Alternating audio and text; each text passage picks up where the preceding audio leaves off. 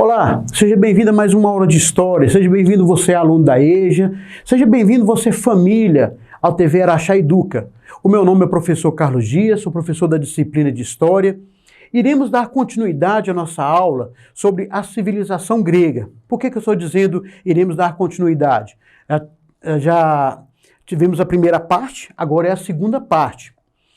Temos mais uma vez essa imagem, né, do Partenon, que foi construído no século IV a.C. Eu gosto muito de colocar essas imagens do início para estar motivando, para a gente ter noção, a criatividade desse pessoal, para vocês terem uma noção. No século IV a.C., tá? Então, trago aqui para vocês mais uma vez a linha do tempo. Essa linha do tempo, a gente traz para vocês essa divisão, como eu gosto sempre de esclarecer no início das aulas. É uma forma de dar uma didática, dar uma metodologia mais prática para a gente entendermos. Então, no primeiro momento, nós temos a formação do povo grego, que foi a nossa primeira aula, né? Começou no Neolítico, tá? O período pré-homérico, nós vimos as civilizações cretenses e a civilização micênica. E na aula de hoje nós vamos estudar justamente sobre o período da civilização grega, que vai acontecer a partir de 1200 até 146 a.C.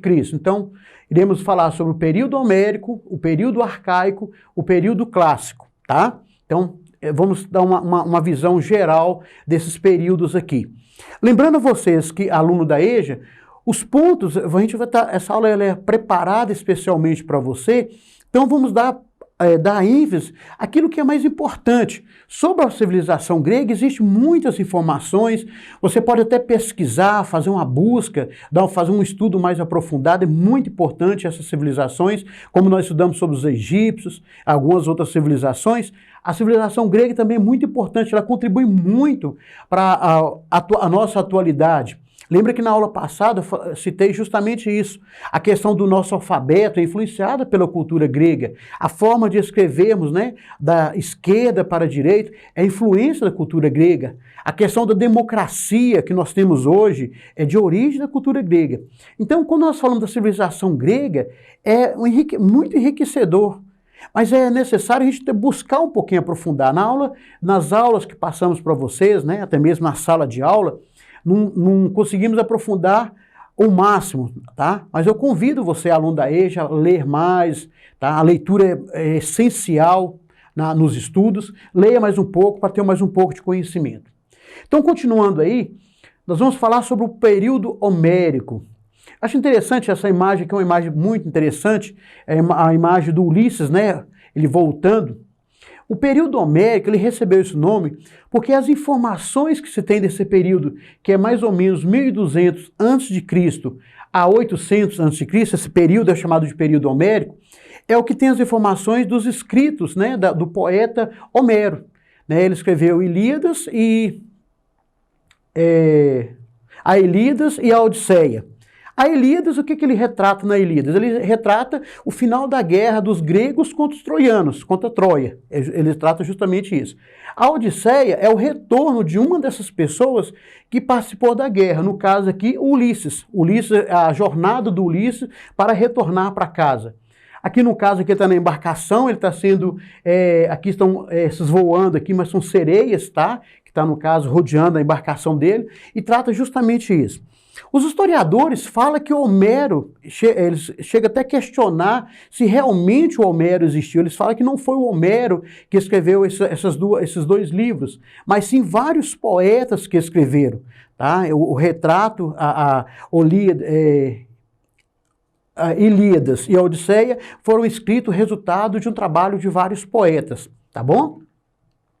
Então, continuando aí sobre o período homérico. O que nós temos de importante nesse período homérico? Por volta do século XII a.C., diversos povos invadiram a Península Balcânica.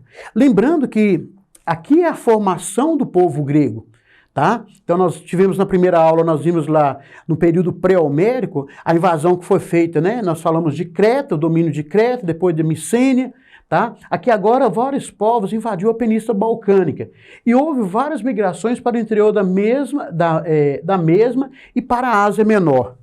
Aqui eu trouxe um mapa para vocês, para nós entendermos. É chamado de primeira diáspora, tá? Então foram invasões. Essa parte branca que vocês estão enxergando aqui é o mar, tá? No caso aqui é o mar Mediterrâneo, aqui é o mar Egeu, e aqui é a Península Balcânica. Aqui está a Creta e aqui é a Ásia Menor. Então esse primeiro momento, as invasões desses povos, é chamado de primeira diáspora, tá bom? Continuando aí, aqui agora o cavalo de Troia. Muito interessante esse fato, né? Um dos escritos, né, do Homero, porque os historiadores eles até questionam se realmente houve esse atrito entre gregos e troianos. Mas a história de Troia é muito interessante. Por quê? Troia era uma cidade que não conseguia ser invadida. Os gregos estavam em guerra contra a Troia, mas não conseguia derrotar Troia. E achados arqueológicos, estudos arqueológicos, né, descobriram que Troia não foi somente uma cidade, foi várias cidades, foram 9 cidades de Troia. Mas o mais interessante, pessoal, dessa cidade de Troia, que não foram 9 cidades que foram construídas em locais diferentes, foram 9 cidades que foram construídas no mesmo local. Essa fortaleza deles era no mesmo local, foram construídas e reerguidas, destruídas e reerguidas por 9 vezes. A segunda que relata a história de Homero é a segunda Troia. Então o que aconteceu nesse relato de Homero? Aqui o cavalo de Troia não é o mesmo, é só uma réplica, tá? Aqui eu trouxe para vocês terem uma noção. Os gregos não conseguiam vencer os troianos, não conseguiam adentrar dentro da cidade, não conseguiam ultrapassar as muralhas deles. Então, em determinado momento da guerra, eles deixam um cavalo, como esse exemplo aqui, na porta e vão embora. O pessoal de Troia gostava muito de cavalo, alguns historiadores falam que eles gostavam de cavalos, pega esse cavalo de madeira gigante, comemorando como vitória, eles acham assim, deixaram para nós um troféu, e leva esse cavalo para dentro das muralhas. E comemorando, celebra toda a vitória deles durante o dia, quando chega na madrugada, dentro do cavalo de Troia estavam justamente soldados gregos, estavam dentro do cavalo. Esses soldados gregos saem de dentro do cavalo, na calada da noite, na calada da madrugada, mata os que estavam ali vigiando os portões e abre os portões. Com isso, os gregos entram dentro das muralhas e derrotam Troia, tá? Então, o cavalo de Troia. Então, já viu aquela expressão presente de grego? Originou daqui, ó. Presente de grego. Então foi dado para os troianos um presente de grego, tá bom? Que levou à destruição deles. Então, depois do período homérico, nós temos o período arcaico, tá? Lembra que o homérico ele foi de mais ou menos de 1200 a.C. até mais ou menos a 800 a.C. Agora, nós temos esse período arcaico, ele vai ser de 800 a mais ou menos 510 a.C. Então, o período arcaico foi o período que os proprietários de terra fizeram construções para reforçar seu poder, como edifícios públicos e templos religiosos, fundando assim as chamadas cidades-estados. O que esses proprietários de terra fizeram, pessoal? Na Grécia Antiga, né, formaram-se várias cidades. Essas cidades, elas eram autônomas, eram chamadas de polis, tá? Ou então cidades-estados. E esses proprietários, aqui os grandes proprietários de terra, fizeram as construções para reforçar o seu poder, edifícios públicos e templos religiosos, dando origem a essas polis. E essas polis, elas eram independentes uma da outra. O que ligava uma poli à outra? Era justamente a questão cultural, porque eles eram todos gregos, tá? Então, vai acontecer nesse período que nós chamamos de segunda diáspora. Por que segunda diáspora? A primeira, quando foi a invasão de vários povos, né? De vários povos que chegaram na Península Balcânica até na Ásia Menor. A segunda diáspora vai ser, algumas pessoas ficaram sem terras, devido àquele cercamento da serra que aconteceu, sem terras, e viviam de sem terras, e viviam de diferentes atividades, como comércio e artesanato. Por isso, houve migrações que se estabeleceu novas colônias gregas. Olha, aconteceu justamente isso. Lembra que no primeiro momento nós falamos que eles chegaram, mais uma vez, né, esclarecendo, essa parte branca aqui é o mar Mediterrâneo, o mar Egeu. A primeira diáspora foi a chegada de vários povos na Península Balcânica e chegaram na Ásia Menor. A segunda diáspora aconteceu o contrário. As terras aqui, eles começaram a invadir outras regiões. Então eles foram para a Ásia Menor, chegaram aqui na Península Itálica, tá? Aqui chega ao sul, no caso, ao norte da África e ao sul da Itália, invade essas regiões também. Então vão formar-se outras polis. Lembrando, essas polis estão interligadas pela cultura grega.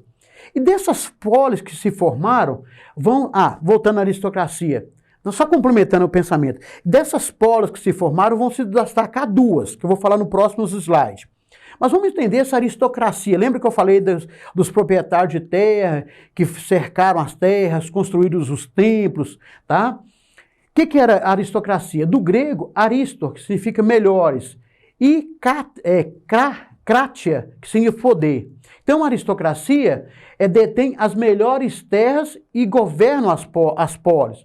Então, a aristocracia vem justamente disso. Aqueles que detêm as melhores terras, aqueles que governam as polis. Lembra que nós falamos que eles cercaram as terras, construíram, fizeram edifícios, templos, construções, e eles tomaram para si as melhores terras. Então, eles vão tomar para si as melhores terras e também vão administrar essas terras. Vão administrar as chamadas polis. Tá? No período arcaico, daqui a pouco eu vou falar das duas cidades, das duas polis que eu acabei de falar com vocês. No período arcaico, né, ao período clássico, o que vai acontecer? Cada uma das polis apresenta uma estrutura autônoma. Lembra que as polis, elas são autônomas, elas são independentes uma da outra. E nesse período há uma disputa de domínio do poder do século 8 ao século 6 a.C. E vai dar continuidade no período arcaico. Então, no período homero, vai acontecer essa disputa de poder, as polis são independentes, e isso vai dar continuidade no período arcaico. Então, o que nós vamos... As duas cidades que eu falei para vocês que vão se destacar, vai ser justamente Atenas e Espartas. Ela se destaca em meio a centenas de cidades polis. Lembra que na segunda diáspora lá, eles saíram das penínsulas balcânicas, chegaram ao sul, ao norte do continente africano, ao sul da Itália. Então, destaca-se em meio a essas centenas de cidades, com modelos diferentes de organização política. Então, cada uma dessas cidades tem o seu modelo de organização política. O que nós vamos ver aqui, ó. Não, mais um pouquinho para frente nós vamos falar dessa organização política. Então, vamos entender primeiro como que estava a organização da polis de Atenas, tá? Com o litoral banhado pelo mar Egeu e no interior da região colinas e montanhas, misturava-se as pequenas planícies. Então, a polis de Atenas era uma região que tinha colinas, montanhas, mas no meio dessas colinas, dessas montanhas, tinham terras, planícies muito férteis, tá? Então, nessas terras, nessas planícies, eram justamente os locais que eles cultivavam os seus cereais, cultivavam os seus vinhos, cultivavam as suas oliveiras. Foi fundada ainda no período homérico, pelos jônios, tá? Lembrando que a Península Balcânica foi invadida pelos jônios, pelos dórios, pelos eólios, pelos aqueus, tá certo? No caso de Atenas, ela foi fundada pelos jônios. E com o excelente porto de Piriel, Atenas transformou-se na mais poderosa polis da Grécia. Interessante aqui, pessoal, como ela estava banhada pelo mar Egeu, tinha vários locais que que era propício a portos. Então, como estava fácil para eles a navegação, eles desenvolveram o quê? O comércio, transformando a cidade de Atenas a mais importante, a mais poderosa de todas as polis da Grécia. Atenas destacou-se pela democracia e pelas artes. Tá? Mas antes dela destacar-se pela democracia, por que democracia? Havia uma participação dos homens livres nas decisões políticas. Lembrando a vocês, a democracia em Atenas era para os homens livres, tá? No caso, os escravos, as mulheres, não tinham participação política. E artes. Mas antes ela passou por uma monarquia, pela uma oligarquia, os grandes proprietários de terra que dominavam, e por um período de tirania, né? O tirano, o que é um rei tirano? Aquele que ele tentou estabelecer a lei, estabelecer a ordem pela força, tá bom? Então Atenas, antes de atingir a democracia, que é chamada berço da democracia, a Grécia, né? Antes de atingir essa democracia, ela passou por monarquia, oligarquia e por essa tirania. Como que estava dividida a sociedade em Atenas? Então aqui nós temos os eupátridas, os comerciantes, os camponeses, os metecos e os escravos. Então vamos entender. Os eupátridas formavam a aristocracia, a elite. Esses são os primeiros que dominaram justamente a elite, aqueles que dominavam a política, aqueles que tinham a decisão dentro da cidade de Atenas. Os comerciantes, beneficiados pelo comércio marítimo. Lembra que nós falamos que Atenas estava banhada pelo mar, então tinha facilidade de vários portos. Então, esses comerciantes, eles tinham participação na sociedade justamente pelos benefícios que foram adquiridos pelo comércio marítimo. Nós temos os camponeses é interessante que eles eram habitantes das montanhas, eles eram a classe menos favorecida, mas eram habitantes das montanhas, mas eram os que produziam os alimentos, os que plantavam os alimentos, tá bom? Os cereais, tudo que precisavam era produzido por esses camponeses. Os metecos eram todos aqueles que eram estrangeiros. Aqueles estrangeiros que eram atraídos pelo desenvolvimento de Atenas eram chamados de metecos, porque eles eram estrangeiros naquela região. E por final, os escravos. Os escravos, pessoal, não tinham direito nenhum. E quem era escravos? A princípio era escravo de guerra, ou então filho de escravos. Ou seja, a pessoa nascia escravo, morria como escravo. Tá? Lá dentro, um pouquinho mais para frente, eles vão abolir a escravidão por guerra, a escravidão por dívida. Mas até então, a base da sociedade, aqui no caso dos escravos, não tinha nenhum direito, ou era por guerras, ou filho de escravos. Aqui nós temos a imagem, né? A escola de Atenas. Eu acho que é a escola de Atenas. Achei muito interessante os personagens, coloca filósofos, pensadores. Até lendo sobre isso, eu gravei só esse do cantinho aqui, que é justamente o Pitágoras, tá bom? É um grande matemático da Grécia, né? Então tem vários pensadores, vários filósofos. Inclusive diz que o Rafael Sanzio desenhou até o Michelangelo na pintura, tá bom? Então, continuando agora, nós falamos da Atenas como destaque, agora vamos falar sobre a Esparta, o destaque da Esparta, né? Às margens do rio Eurotas e ao sul de Peloponeso, com uma grande área fértil, a população dedicava-se ao cultivo de cereais, oliveiras, vinhas. Então aqui, a polis de Esparta, né? Fundadas agora pelos Dórios. Lembra que nós falamos de Atenas, tá? Lembra que nós falamos das invasões, né, dos aqueus, dos jônios, tá? Agora, a Esparta ela foi fundada pelos Dórios. Isso no século 9 a.C. Ficaram conhecidos por seu preparo militar. Um destaque para a Esparta é justamente isso. Quando nós falamos dos espartanos, não sei se pelos filmes que nós assistimos ou por série, qual que é a imagem que você tem dos espartanos? É justamente aqueles caras com escudos, com elmos, com lanças, com flechas, tá certo? Justamente porque tinha um preparo militar muito grande, tá? Para vocês terem uma noção, uma criança era tirada da família com 7 anos de idade. Aos 7 anos de idade, ela já ia fazer o serviço militar. Hoje nós falamos do serviço militar obrigatório, né? Que é 1 ano que a pessoa serve ao serviço militar. Completar 17 anos, fica até os 18, para o serviço militar, apenas 1 ano. Aqui em Esparta, não, uma criança ia com 7 anos. Com 7 anos de idade, ela era levada para um acampamento de treinamento. E o que ela aprendia ali? Ela aprendia a mexer com escudo, com arco, com flecha, com lança. Ela ficava praticamente dos 7 aos 18. Quando ela completava 18 anos, ela transformava-se em um soldado. Ela é reconhecida como soldado.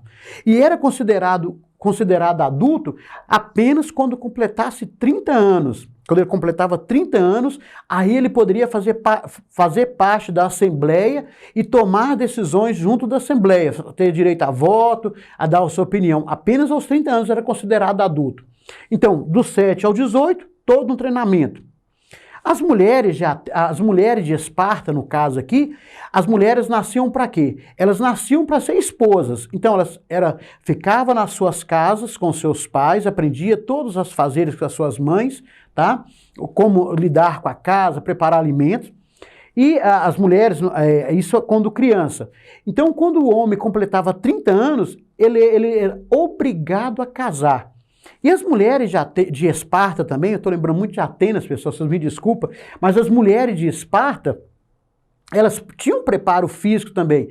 Primeiro pelo fato de ter saúde para gerar filhos e filhos fortes, que era a função da mulher, no caso, gerar filhos e filhos fortes. Mas elas se preparavam também, caso precisasse delas para uma guerra, para uma disputa, elas faziam exercícios físicos também para serem preparadas, tá? Como que estava a sociedade em Esparta? Nós tínhamos os espartanos, eles eram descendentes dos dórios, eles eram do líder. Então, como a Esparta foi fundada pelos dórios, os espartanos eram aqueles que eram descendentes direto dos dórios. Tinha os periecos, né? Provavelmente descendentes dos aqueus, dedicava-se ao artesanato, trocas e agricultura na própria terra. Então aqui, esses periecos aqui, eram justamente aqueles que os dórios tomaram as terras, tá bom? Os iliotas, iliotas, né? Pessoas descendentes dos que foram derrotados pelos espartanos. Eu falei ao contrário, os iliotas aqui que foram derrotados pelos espartanos. A maioria da população eram servos e camponeses. Então, a sociedade de Espartas era essas três camadas, tá bom? Se nós formos desenhar a pirâmide social, vai ser o destaque para os espartanos, que são descendentes, né, o que fundaram as cidades. Os periecos, provavelmente descendentes dos aqueus, lembra que falando mais uma vez, a Península Balcânica foi invadida por vários povos. E os iliotas aqui, no caso, foram aqueles que perderam as terras, que foram derrotados pelos espartanos. Aqui eu, encerrando com essa imagem, tá?